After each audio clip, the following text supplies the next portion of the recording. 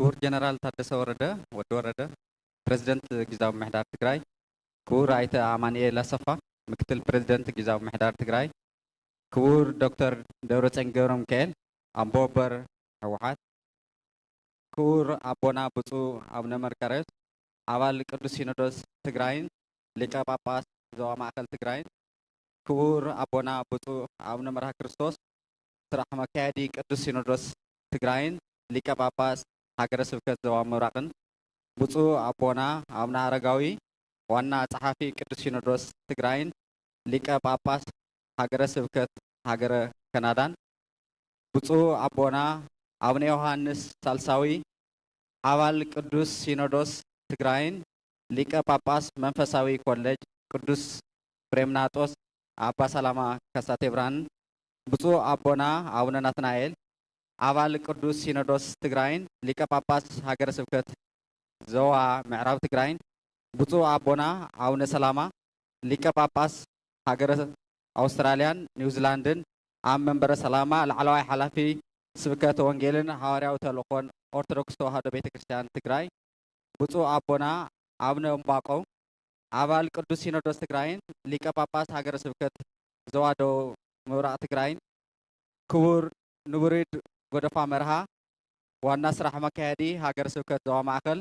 ዋና አማሓዳሪ ርእሰ አድባራት ወገዳማት አክሱም ጽዮን አባል ቦርድ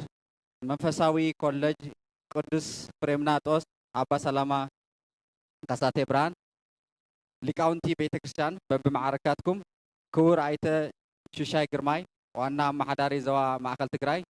ክቡራት አባላት ካቢኔ ጊዜያዊ ምሕዳር ትግራይ ክቡር አይተ ትኩእ ሃይሉ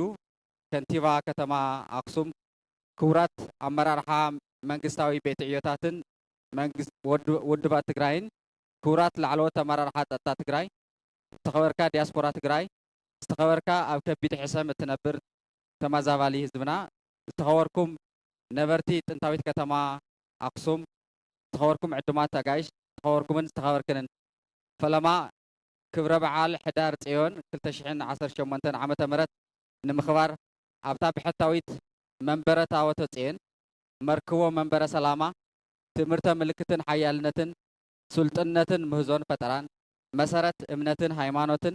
ኣብነት ሰብኣውነት መርክቦ ሊቃውንትን ፈላስፋታትን ዝኾነት ጥንታዊት ከተማ አክሱም እንኳዕ ኣራኸበና እንኳዕ ኣብፅሐካትኩም ክብል ፈቲ ክብረ በዓል ሕዳር ጽዮን ዓመት ዓመት ብሃንቀውታ እንጽበዮ ብዙሓት ካብ ርሑቕ ካብ ቀረባ ብዘይ ናይ ብሄር ኣፈላላይ ዝተኣኻኸውሉ ፍልፍል ሓድነት ተጋሩ ዝኾነ ህያው ምስክር እምነትን መንነትን ሰብኣውነትን ሃይማኖትን መግለጺ ሰላማዊ ዝምድናታት ህዝብታት ዓንዲ ሃይማኖት ዓንዲ ዲፕሎማሲ ዝኾነ ክቡር በዓልና እዩ ዝኸበርኩምን ዝኸበርክንን ብዝተፈላለዩ ዝማሬ ማህሌታይ ያሬድ ደሚቑ ዑደት መስሕባት ምርኢት ኤግዚቢሽን ስፖርታዊ ምንቅስቃስ ዓውደ ዘተ ኢንቨስትመንትን ምዕቃብ ክብርታትን ሓዊሱ ብርክት ብዝበሉ ክንውናት ተዓጂቡ ዝኽበር ዘሎ ክብረ በዓልና ክብረ በዓል ሕዳር ጽዮን 2018 ኣብ ምሕዋይ ብኩናት ዝተሃተየ ቁጠባ አክሱም ትግራይ ምፍጣር ስራሕ ዕድል ንመናእሰይ ምጥንኻር ዝምድናታት ህዝብን ካልኦት ጎረባብቲ ነዚ በዓል ዝመፁ አጋይሽን ምሕዋይ ሓድነት ተጋሩ ምህናፅ ዳግም ዝተባላሸየ ምስሊ ትግራይ ዘለዎ ግደ ብጣዕሚ ዝለዓለ እዩ ካብ ወፃኢ ሃገራት መላእ ትግራይን ዝተፈላለዩ ክፋላት ኢትዮጵያን ዝመጻኹም አጋይሽ እቲ ክቡር ህዝቢ እንኳዕ ብድሓን መጻኹም አጋይሽ ጽዮን ኢሉ በርባዕተ ማእዝን እግሪ ሓፂቡ ቂም ረሲዑ ዝቕበል ህዝቢ ውሽጢ ኮይንኩም እዚ በዓል ከተውዕሩ ብምምጻኹምን ናብ መሰረትኩም ንልዕሊ 3000 ዓመት ብዙሕ ክብርታት ዝተዋህለለሉ ከባቢ ምምጻኹም ዝሕብን ኮይኑ ከም ተጋሩ ንሰላም ዘለና ፍጹም ቅዋም ንሰባት ደቂ ሰባትን ዘለና ክብሪ ንሃይማኖትና እውን ዘለና ልዑል ቦታ እትርእይሉ ዓብዪ ክቡር ቦታን ክቡራዊ ክቡር ሃይማኖታዊ በዓልን እዩ ድሕሪ ኩናት ፅንተት ዝኽበር ዘሎ በዓል ሕዳር ጽዮን ክልተ ገጻት ትግራይ ዘርኢ እዩ በቲ ሓደ ገጽ እዚ ክብረ በዓል ሓለሻ መዋፅኦ ዝወደቐት ትግራይ مسارحي حفشاوي حويت من نقاح زبيتاوي توريزم تجراي متبع عرسة مركوسا متنقار حدنتات حزبن مراحتن متنقار محوراوي ركبات عالم لقاوي زمداناتن كوينو ناقلقليو بتخالي قزقعا قدمي 5 عامت حدار 10 شعانتا كلتشعن 10 3 عامة مرت أو درو بعال إيون يا ريداوي زيما نمسمع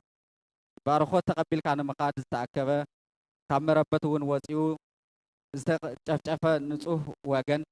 ዝዝከረሉ ስድራ ግዳያት እውን ኣጆኹም በይንኩም ኣይኮንኩምን ዝበሃልሉ ኣጋጣሚ እዩ ብተወሳኺ እውን ውዕሊ ፕሪቶርያ ብኣግባቡ ብዘይምፍፃሙ ዝተቆረሰ ግዝኣት ዝተበተነ ህዝቢ ሕክምና ዘይረኸበ ምእንተ ትግራይ ኩሎም ዓይነት መስዋዕቲ ዝኸፈለ ጀግና ህላዋኣ ህዚ እውን ኣብ ሓደጋ ዝወደቐ ትግራይ ኣብ ዘላትሉ እዋን ምዃኑ እዩ ሕሉፍ በሰላ ንምሕዋይ መጻኢ ስግኣት ንምትራፍ ውሽጣዊ ዓቕምታት ንምእካብ ሰላማዊ ዝምድናታት ንምሕያል ክብርታት ሕዳር ጽዮን ዓቂብካ ናብ ተግባር ምሽራፍ ናይ ዘለና ዕዳ እዩ ኣብዚ ከቢድ እዋን ኮይኑ ዝኽበር ዘሎ ክብረ በዓልና ዝሰኣናዮ ኩሎ መዳዊ ዓቕሚ ደጊምና እንእክበሉ መዋፅኦና ብጥበብን ብብልሓትን እንእልሸሉ ዘቤታዊ ፀገማት ናይ ማንም ትካዎ ከይተፀበና በዓላዊ መፍትሒ እነምጠሉ ባህሊ ምትሕግጋዝን ዓርሰ ምርኮሳን እንዕብየሉ ቁስልና ንፍውሰሉ ዓቕምን ዓቕልን እንእክበሉ ኣክሱማውያን ወለድና ዘፅንሑና ዓዲ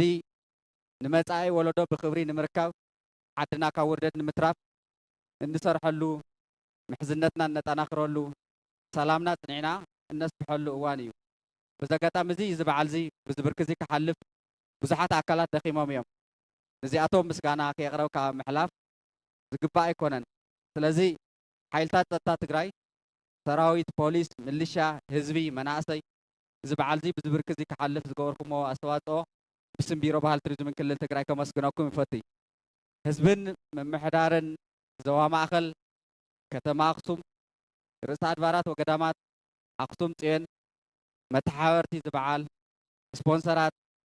ብዓብዪ ከዓ መንእሰይ ኣክሱም ሚድያታት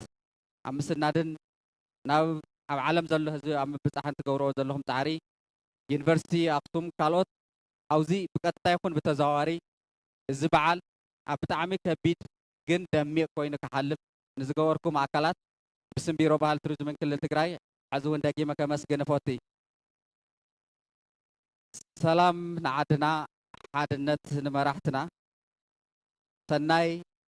በዓል ሕዳር ፅዮን 2018 ክብርን ሞገስን ምእንተ ህላወ ትግራይ ኩሎም ዓይነት መስዋዕቲ ንዝኸፈሉ ናይ ሎምን ናይ ትማልን ሰማዕታትና